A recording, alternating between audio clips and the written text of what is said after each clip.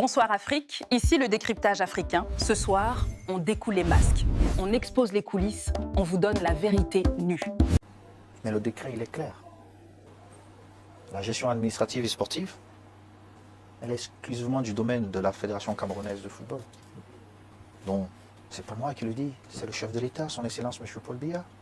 Mais il y a un problème, Monsieur le Président de Monsieur l'Africa Foot. C'est bien beau de le dire, la gestion exclusive du football est du domaine de la Fédération camerounaise de football. Mais cette même Fédération camerounaise de football, de manière habituelle, va demander un peu d'argent au gouvernement. Alors, lorsqu'on vous donne de l'argent, vous reconnaissez que ce gouvernement-là doit agir. Mais lorsqu'il faut déjà gérer, vous voulez exclure ce même gouvernement. N'avez-vous pas l'impression, Monsieur le Président, que la main qui donne dirige?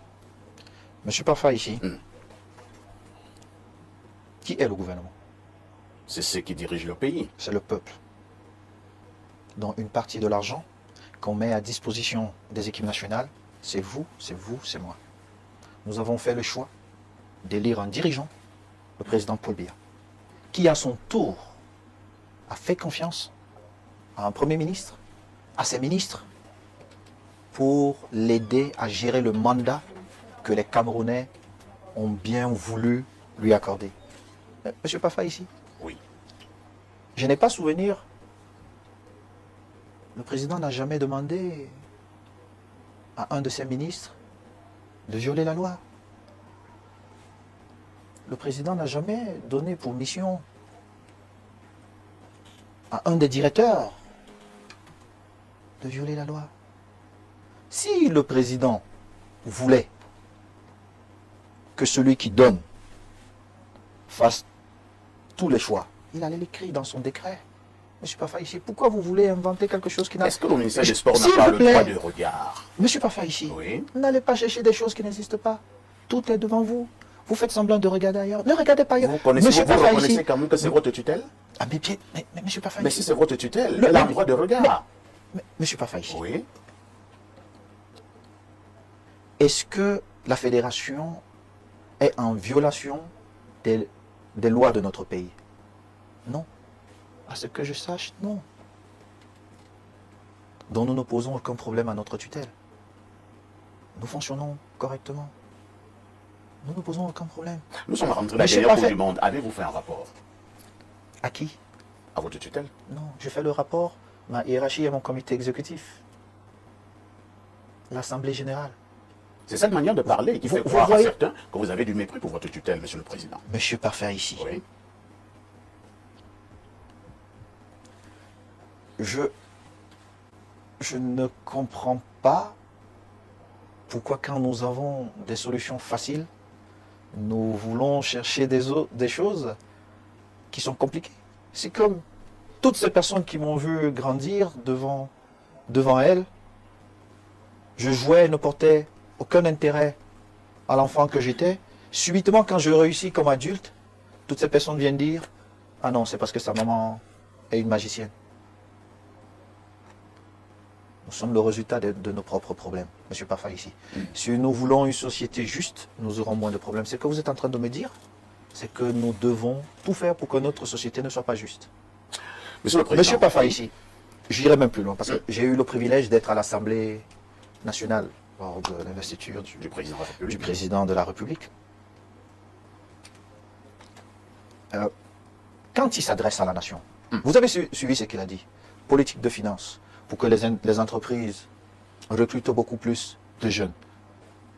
Mais parce qu'il écoute ce qu'on dit. Tous ces jeunes qui protestaient, à tort ou à raison, Monsieur Pafa ici, vous devez les écouter.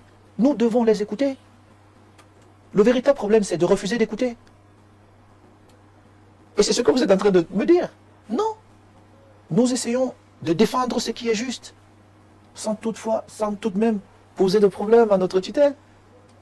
Nous défendons juste les lois de la République, rien de plus. Le décret du chef de l'État.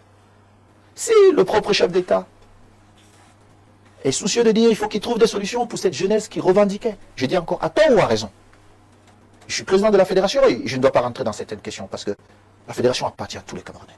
Mais, monsieur Pasteur, ici, comment voulez-vous que j'aille à l'encontre de ce que le chef de l'État veut? Je ne peux pas. Si vous avez beaucoup plus de pouvoir, allez-y. Alors, sortons de la relation ministère des Sports, Fédération camerounaise de football, Monsieur le Président, pour parler des Lions indomptables. 2 jours seulement après votre réélection à la tête de la FECAFOOT, vous avez mis fin au bail du technicien belge Marc Bliss. Une expression du ras-le-bol de son comportement, ou alors quelles sont les réelles motivations du comité d'urgence et ensuite de l'exécutif de la FECAFOOT? Et déjà, permettez-moi de ne parler que des employés de la Fédération camerounaise de football. Donc, et je pense que le sélectionneur Pagou a été élu meilleur entraîneur du Cameroun, vous le savez au moins, Oui. par ses pairs, c'est pas moi qui le dis. Donc il était naturel pour Au notre dernière cérémonie du Ballon d'Or.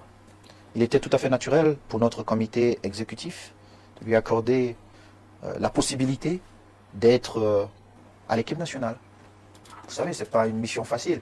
Il est vrai, nous regardons ça comme ça, mais ceux qui ont eu le privilège d'être là-dedans, ils ont le poids de 30 millions de Camerounais, de 30 millions d'entraîneurs qui savent tout, mais qui ne jouent pas sur leurs épaules. Donc nous essayons de tout faire pour... Vous ne le savez peut-être pas, mais la non-qualification des Lions indomptables pour la prochaine Coupe du Monde, non seulement au niveau du prestige, nous prenons un coup parce que c'est la première à 48. Comment vous pouvez l'accepter? Je ne suis pas fait ici. Le Camerounais que nous connaissons tous fiers. Ce n'est pas une question de talent, parce que les talents sont là. Nous ne sommes pas qualifiés. Et vous savez aussi que les fédérations vivent généralement de ces qualifications. La non-qualification des Lions indomptables à la Coupe du Monde, C'est un manque à gagner à la c'est un Fédé. manque à gagner pratiquement de 12 milliards de francs CFA. Ce sont vos frères, ce sont vos sœurs qui travaillent à la Fédération camerounaise de football. Dont la Coupe du Monde. Permettez-moi, le d'argent je à la l'ai toujours dit, fédération, je ne me cache pas, je l'ai dit, je suis très honnête. Je ne suis pas dans... dont la fédération vient de rater 12 milliards. Oui. Ce sont les salaires que nous payons à vos frères et sœurs. Si je suis un responsable, je dois trouver des solutions pour préserver le boulot de ces Camerounais. Parce que si je ne le fais pas, ces Camerounais vont se retrouver dans la rue. Ils ne pointeront pas du doigt à Samuel Eto'o. Ils vont se diriger chez le président Biya. Mais le président Biya fait quoi pour qu'on arrive dans cette situation? Il n'était pas là. Monsieur le Président, Monsieur qui est Kofa ici. responsable de cette élimination des Lions indomptables? C'est le ministère des Sports? C'est le président Mais de je la vous l'ai Fédération dit. camerounaise de football que vous êtes? Ou alors ce sont Monsieur les Pafa joueurs? ici, pourquoi vous voulez forcément que je vous dise que c'est un tel? Je vous ai dit, moi-même, je me sens... Je suis responsable. L'unique responsable. Je vous ai dit, moi-même, j'étais responsable. Parce que je suis allé à l'encontre de mes valeurs. Je n'aurais jamais dû accepter ce qui s'est passé à la sortie de la Coupe du Monde. Jamais. Monsieur Pafa ici. Et l'avoir accepté m'a rendu complice. Des décisions que les uns et les autres ont prises. Aujourd'hui, tous ils se cachent. Ils préfèrent donner quelques perdièmes à quelques journalistes. Non, je ne pense pas qu'ils sont journalistes. Quelques blogueurs à charge pour pondre n'importe quoi. Mais je suis parfait ici. Dit du n'importe quoi. Des choses insensées. Et le jour où vous réussissez à avoir peut-être la possibilité d'apporter des éléments comme ce que nous sommes en train de faire, vous verrez que pendant 2-3 jours, ils ne parleront pas beaucoup et ils vous sortiront une autre histoire à dormir debout. Monsieur le Président. Et comme Oui. nous sommes nombreux à ne pas travailler, les gens se lancent dans certains débats. Donc, d'où votre plateau, où des gens viennent souvent ici. Vous voulez parler de qui? Vous m'avez accusé tout à l'heure Non, d'avoir je ne été vous ai pas. complice. Je vous ai dit. Moi, je n'ai jamais été complice de quoi que ce soit contre vous, monsieur. Monsieur, Oui. j'apprécie à distance. Peut-être je me trompe, je reste juste un humain. Mais permettez-moi, vu que j'ai la chance de pouvoir vous dire les choses en face, je vous l'ai dit, sans rancune aucune. Et moi également, je suis en face de vous en vous Ah disant oui. que C'est pourquoi je suis vous dis, complice de rien. oui, peut-être sans le vouloir, vous avez invité des gens qui ont apporté des opinions, J'ai été manipulé. peut-être si vous voulez le dire, mais je voudrais vous dire que ces gens n'ont jamais eu raison sur ce qu'ils étaient en train de dire. Pour la plupart, ils déchargent quelque part et puis ils viennent et puis ils nous entretiennent le dimanche sans rien dire. Nous avons des problèmes beaucoup plus importants. Donc certains prennent de l'argent pour ternir les Ah mains ben du oui, président de la FECAFOOT. ça, nous le- C'est vrai que, monsieur le Président, la question reste pendante sur, entre guillemets, le limogeage du technicien belge, Marc Brice. Ce n'est un secret pour personne. On a vu à un moment donné, vous avez failli en venir aux mains avec ce coach, cet ancien coach des Lions indomptables. L'occasion vous a été offerte de régler vos comptes, apparemment. Monsieur Pafa ici, Oui. je ne parle que de mes collaborateurs. Mais pourquoi vous l'avez limogé alors qu'il n'est pas votre collaborateur? Je n'ai limogé personne. Je pense que vous avez vu ce qui s'est passé. Je n'ai limogé personne. Vous savez au moins lire. Je n'ai limogé personne. J'ai fait ce qui était. Nous avons fait. Vous avez nommé Pagou, et Pagou, lorsque vous nommez Pagou, vous avez limogé M. Marc Brice. Écoutez, je pense que ce monsieur appartient à un département. Mais écoutez, nous avons pris nos responsabilités. Nous avons fait ce qui nous semblait juste pour notre projet, pour préserver les salaires de ces Camerounais. Dès lors où nous l'avons fait, ce qui se passe dans un autre département n'est plus de notre responsabilité. Je suis le premier responsable de ce qui se passe à la fédération. Je dois tout faire pour préserver les emplois de... On a la nette impression que vous ne voulez rien nous dire sur le limogeage de Marc Brice. Je suis en train de vous dire que vous voulez lire une lettre dans un pli fermé. Je ne sais pas pourquoi vous voulez... Je suis en train de vous dire, je vous ai répondu clairement. Je vous ai dit clairement, le comité d'urgence a pris ses responsabilités pour demander à M. Pagou, qui était déjà dans cette équipe depuis plusieurs mois, payé par la Fédération camerounaise de football, tout comme M. Tungu Pile. Vous êtes sans ignorer que ces Camerounais-là n'ont pas eu de contrat. Pourtant, si nous allions même dans la logique de la Convention, normalement, l'État du Cameroun devrait prendre en charge ses compatriotes. Mais ils n'ont jamais été payés, la fédération a été là, nous avons fait des contrats à ces compatriotes qui sont extrêmement compétents. Vous conviendrez avec moi que Tungu, c'est plus à démontrer, hein. Il a gagné avec nos équipes. Pagou a été élu comme meilleur entraîneur du Cameroun par ses pairs. Je suppose qu'ils sont mieux renseignés que moi. Le DTN, M. Angel Barga, qui a fait un boulot extraordinaire, a validé ses choix depuis plusieurs mois. Et puis, nous avons continué dans cette logique. Monsieur le Président, on voit qu'il y a une réelle volonté de nationaliser le banc de touche de l'équipe Fagnon, c'est-à-dire l'équipe première, le coordinateur qui est Martin Tungu Pile. Est-ce que nous n'avons pas les compétences au Cameroun? Il y a des compétences. Il y a des compétences. David Pagou, Monsieur le Président, aujourd'hui est le sélectionneur national. Pensez-vous réellement qu'il a l'étoffe, il aura du cran pour gérer ce vestiaire avec des joueurs professionnels évoluant dans des meilleures conditions avec ce standing international? Qu'est-ce qui pourrait l'en empêcher? Pourquoi vous vous sentez inférieur aux autres? Moi, je pense que vous, M. Paffa, ici, est parmi les journalistes les plus brillants au monde. Merci. Non, je le pense vraiment. Et en plus, j'ai le privilège qu'il soit camerounais, dont je ferai d'abord la promotion du Cameroun. Et si vous avez constaté que moi, le sélectionneur Rigobertson qui a fait un boulot magnifique, nombreux l'ont critiqué, mais vous n'avez pas entendu de problème de tasse et consorts. Nous ne sommes jamais allés en justice. Jamais. Ils ne sont jamais allés en justice. Je ne comprends pas pourquoi certains veulent, à tout prix et à tous les prix, refuser de donner des opportunités aux Camerounais. Et ils sont étonnés de voir des Camerounais, à tort ou à raison, qui descendent dans les rues, pour pointer du doigt le président Biya. Pourtant, c'est la somme de nos comportements. Je pense que nous avons des compétences dans notre pays. Et tant que je bénéficierai de la confiance des délégués de mon comité exécutif, je ferai toujours des propositions qui iront dans le sens de promouvoir un Camerounais compétent. Permettez-moi de regarder. Permettez-moi de jeter un coup d'œil. Parce que certains d'entre nous font tout pour éteindre des rêves. Voyez-vous, ceux qui sont actuellement en activité, Oui.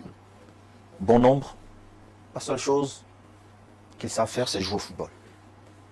Et le choix naturel est d'aller vers tout ce qui tourne autour du football. Vous allez les mettre où? Vous allez refuser de leur donner une opportunité, alors qu'ils nous ont servi, alors qu'ils nous ont défendus, parfois au péril de leur vie? Non. Il faut prendre de bonnes manières. Les autres le font ailleurs, ça marche. La France le fait. Vous savez que des 9 équipes qualifiées en Coupe du Monde africaine, parce que bientôt nous aurons, j'espère, la 10e équipe qui sera le Congo-Kinshasa. Je crois que nous avons 6 ou 7 entraîneurs africains. Mais je ne vais pas faire ici. Nous avons la compétence dans notre continent, dans notre pays, le Cameroun. Monsieur le Président de la Fédération, cela n'est un secret pour personne. Nous avons certes la compétence dans notre pays. Restons chez M. Pagou, le coach. L'une des choses qu'on a souvent eu à évoquer est que à chaque fois que nous avons un coach camerounais, il subit d'énormes pressions. Il n'a pas les mains libres. Ce soir, en parlant à ce peuple qui vous regarde, vous pouvez jurer que M. Pagou aura les mains libres pour travailler. Pourquoi il n'aura pas les mains libres? Il n'aura pas de pression au niveau des sélections. Monsieur, permettez-moi d'utiliser le jeu. Je ne suis pas quelqu'un de complexé. J'ai eu beaucoup de chance de côtoyer l'excellence. Aucun coach au monde, s'il n'est pas libre, n'a pas son autorité dans le vestiaire. Les fameux problèmes que vous écoutez par-ci, par-là, avec mon fils. On en parlera tout à l'heure. Hein. Laissez-moi terminer, je fais juste une parenthèse. C'est parce que j'ai refusé de m'opposer à la décision du sélectionneur Rigobert-Song. Mais M. Rigobert-Song a une partie des pouvoirs que les délégués m'ont donnés. Il gère son vestiaire en toute liberté. Comment voulez-vous que je puisse avoir un débat franc avec un sélectionneur si j'impose mes choix au sélectionneur? Mais ces réponses seront faciles. Monsieur le Président, c'est vous qui faites tout. Non. Il a le fait avec les cartes blanches. Pour faire avancer les choses, dès que vous accordez votre confiance à quelqu'un, ben écoutez, voici ce que la fédération souhaite. Faites votre boulot. S'il n'y a pas de résultat, nous nous asseyons. Nous avons des équipes compétentes, extrêmement compétentes à la fédération, qui font des rapports. Que ce soit pour les entraînements, que ce soit pour les matchs, la vie du groupe. Nous avons des rapports sur tout. Ne soupçonnons pas nos propres frères. Le véritable problème, c'est que nous ne croyons pas à nos propres talents. Et nous sommes surpris de voir qu'à un moment donné, nous nous sommes tellement bagarrés à essayer de contrecarrer les autres, et en préférant qu'un frère venu d'ailleurs soit à la tête, avec moins de capacité que vous. Vous voulez parler de Marc Brice? Oh non, monsieur parfait. Ici, je suis en train de... J'ai l'impression que vous évitez même de prononcer ce nom. Je ne parle que de mes collaborateurs. Je parle que de mes collaborateurs. Vraiment, je parle que de mes collaborateurs. Avec votre permission, Monsieur le Président, vous l'avez. Nous allons rester au sein de l'équipe nationale. Hein, et vous allez nous aider à examiner la dernière liste de Monsieur Pagou. On constatera que certains joueurs, j'ai failli parler de certains cadres de notre équipe nationale, ont été écartés. Je vous aide en les citant. Le capitaine Aboubakar Vincent, André Onana, que vous appelez habituellement votre fils, et vous venez de le dire tout à l'heure, Zambo Anguissa, Michael Ngande, pour ne prendre que cela. Vous parliez de talent tout à l'heure, mais pourquoi avoir écarté ces talents? Une opinion de plus en plus pressante pense que ce sont des sanctions. Une petite opinion, et parfois achetée. Mais je vais vous répondre. Il vous a peut-être échappé que le sélectionneur Pagou vit avec ce groupe depuis plusieurs mois, dont il sait mieux que vous, que le président que je suis, ce qui est bon pour le groupe pour réussir. Pourquoi vous allez chercher des choses qui n'existent pas? Pourquoi vous allez chercher des choses qui n'existent pas? Si vous me demandez, moi, monsieur le président, de faire ma liste, je prendrai d'abord mes enfants. C'est logique. Que vous le voulez ou pas, pour moi, je prendrai d'abord mes enfants. Entre-temps, Monsieur le Président, mais le joueur que j'ai été, le dirigeant que je suis devenu, on fait des choix durs. On fait toujours des choix durs.